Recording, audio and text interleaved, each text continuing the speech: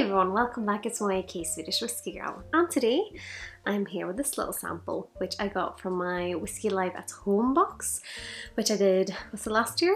I feel like these past years have just blended together, so it's hard to remember. But this is the Kavalan Classic Single Malt 40%. So it's a Taiwanese whiskey, and it's from a distillery called King Car, and Kavalan is quite well known now, and it has a bit of a craze around it because a lot of people really like it. It's won a lot of awards.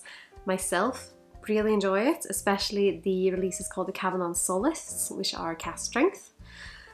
I remember having tried, I'm not sure if it's this particular one or another one of their 40% releases, and at the time thought that compared to the Solists they were a little bit thinner, and I remember saying that I thought that because there's such a hot climate whiskey with all those delicious flavours that comes with that, they needed a little bit of extra alcohol to almost like balance it out. I don't know if I'll still think that, but that was the thinking behind it when I tried them next to each other. So I'm really excited to try this. I think the distillery started up in 2005 and they released their first whiskey in 2008. I think as well that this whiskey might have whiskey that's matured in maybe 6 different cask types, but it's quite hard to find that information. So if someone knows, please let me know in the comments below.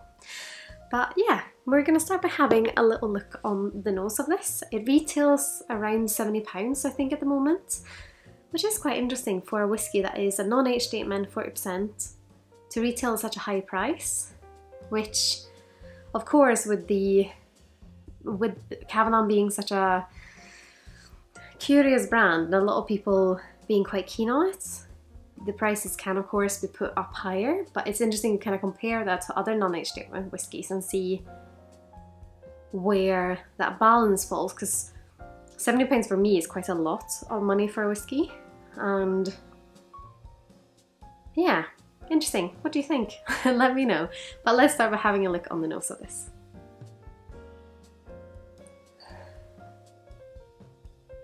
Straight away it's quite fruity and sweet.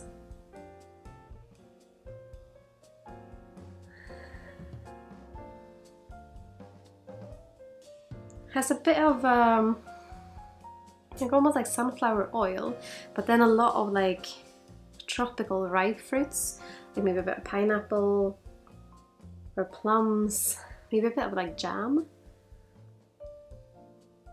and like sweet strawberries, like a lot of those fruits that when they become ripe they become really, really sweet or golden, or that kind of sensation of it.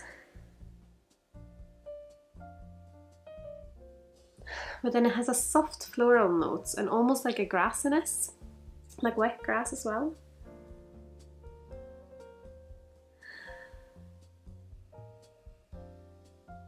And wood, it's on the nose, it's quite complex, and it has all those different layers that make it really, really fascinating. I think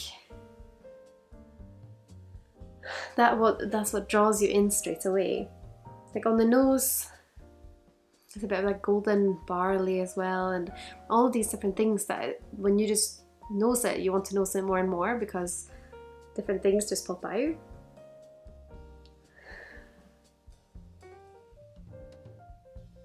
Like, yeah, quite desserty. But let's have a little sip. Sláinte, or what do they say in Taiwan? Kanpai, maybe?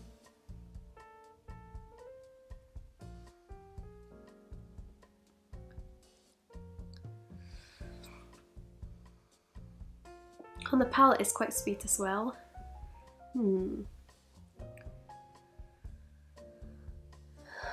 What is that? It's almost a bit like honeycomb and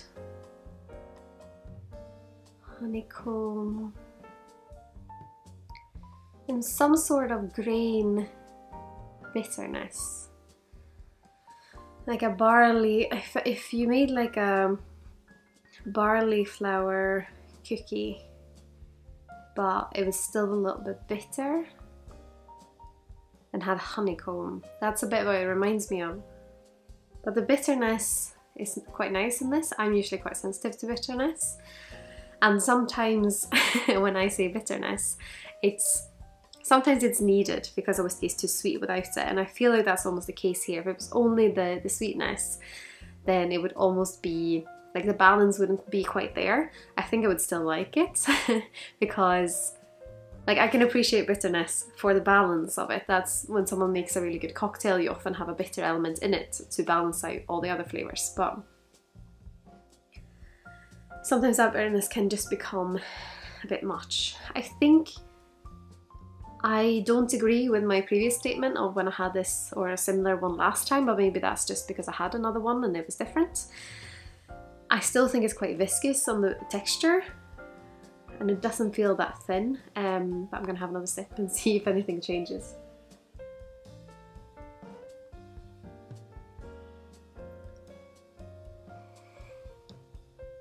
I think it's definitely a little bit lighter, a little bit more, if it was a colour it would be like a pastel orange or a pastel-y light yellow, rather than the solists that really have like a weight and a depth to it. This is much of a lighter version, which I think because of that bitterness might hint towards it being a bit younger. But it's also, because that bitterness, I'm not sure if it might be from the oak. Because sometimes I find with whiskies that's matured in a hotter climate that they're on the verge of almost being over matured. That the contact with the wood is almost too much, and that's when you extract some of that bitterness. It's more of a grassy bitterness, I think.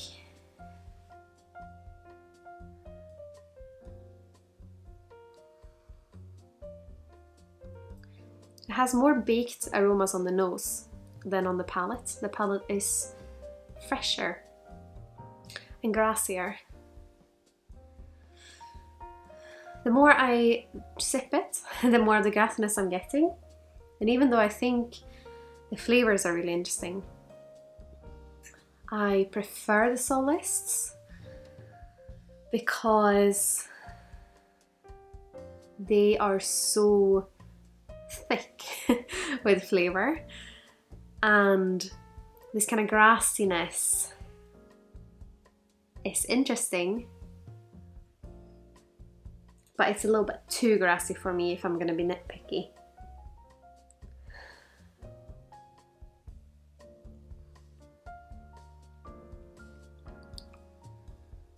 Still has some kind of almost like citrusy, like yuzu, sweet citrusy with that bitterness from the grass, almost like a jungle grassiness, because it's still quite it's dense, although the feeling compared to what I've actually had most of Kavalan, which is the solists, is a lot lighter. I do find them really, really interesting though. As soon as I see a Kavalan, I really, really want to try it. So if you do have any recommendations for me, please let me know in the comments below.